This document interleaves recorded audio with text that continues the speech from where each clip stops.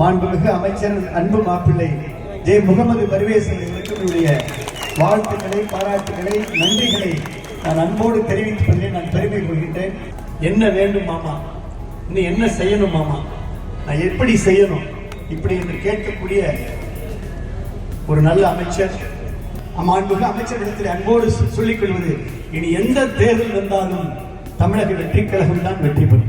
எல்லோரும் எதிர்பார்க்கின்ற இடைத்தேர்தலாக இருந்தாலும் சரி, அதை நாம் அமைச்சர் தான் சொல்லுங்க.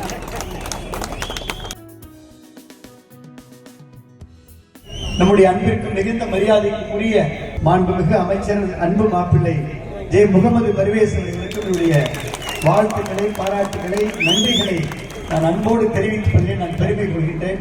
என்ன வேண்டும் மாமா, இன்னும் என்ன செய்யணும் மாமா, நான் எப்படி செய்யணும் இப்படி என்று கேட்கக்கூடிய ஒரு நல்ல அமைச்சர். 100 நாள் இவ்வளவு சாதனை இன்னைக்கு மாவட்டம் பெற்றிருக்கிறது என்று சொன்னால், இன்னைக்கு அறந்தாங்கியா இருக்கட்டும், இல்லை கந்தர்கோட்டைக்கு மருத்துவமனையா இருக்கட்டும், விடாலிமலைக்கு திட்டங்களாக இருக்கட்டும், திருமயமா இருக்கட்டும், ஆலங்குடியா இருக்கட்டும், எல்லா மாவட்டத்தையும் தன்னுடைய கண் போன்ற பார்த்து கொண்டிருக்கூடிய நம்முடைய மாவட்ட அமைச்சர், நல்ல முதலமைச்சர், ஒரு வெளிப்படையான ஆட்சியை, மிகப்பெரிய மாப்பிள்ள. ஒரே ஒரு சாதனை மட்டும் சொல்லணும்னா, கிட்டத்தட்ட 40 வருஷமா எல்லாரும் கேட்டது லைவ்ல காட்டுங்க. நாங்கெல்லாம் 5 முறை சட்டமன்ற உறுப்பினராக தேர்ந்தெடுத்துக்கிறோம். பல பேச்சாளர்களுக்கு தெரியும், மாவட்டத்தில் தெரியும், பல விவாதங்களில் கலந்து கொண்டிருக்கிறோம்.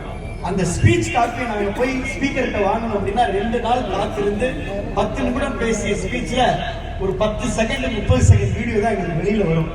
ஆனால் இன்றைக்கு மிகப்பெரிய சாதனை, இன்றைக்கு சட்டமன்றத்தில் லைவா பார்க்கிறோம். முதல் 110 நம்ம அமைச்சர் படிச்சாங்க, லைவா பார்த்தோம்.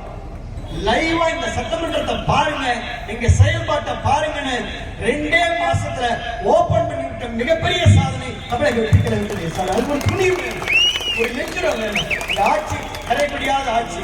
நாங்க தைரியமான, நாங்க ஓபன். இதுதான் பார்த்துக்கீங்க, என்ன பேசுறோம், என்ன செய்யறோம், எப்படி இருக்கோம், எங்களுடைய நோக்கம் என்ன, எங்களுடைய சிந்தனை என்ன. தொட மாட்டோம், தொடவும் விட மாட்டோம், தொட்டவனை விட மாட்டோம், ஓங்கி சொல்லக்கூடிய ஒரே முதலமைச்சர் தமிழக வெற்றி. இந்த படை போதுமா வியந்து பார்க்கிறோம். ராஜமலைக்கு போனா 2000 பேர், குளத்தூருக்கு போனா 1500 பேர், மாத்தூருக்கு போனா 2000 பேர், இன்னைக்கு இழுப்பூருக்கு போனா 1000 பேர், அன்னவாசலுக்கு போனா 2000 பேர். எல்லாம் இளைஞர்கள், அன்பு தம்பிகள், எந்த எதிர்பார்ப்பும் மாமா கூட்டம் எப்படி இருக்குன்னு சொல்லுவாரு. நான் தான் சொன்னேன், பார்த்தேன், ரசித்தேன், நகர்ந்தேன்.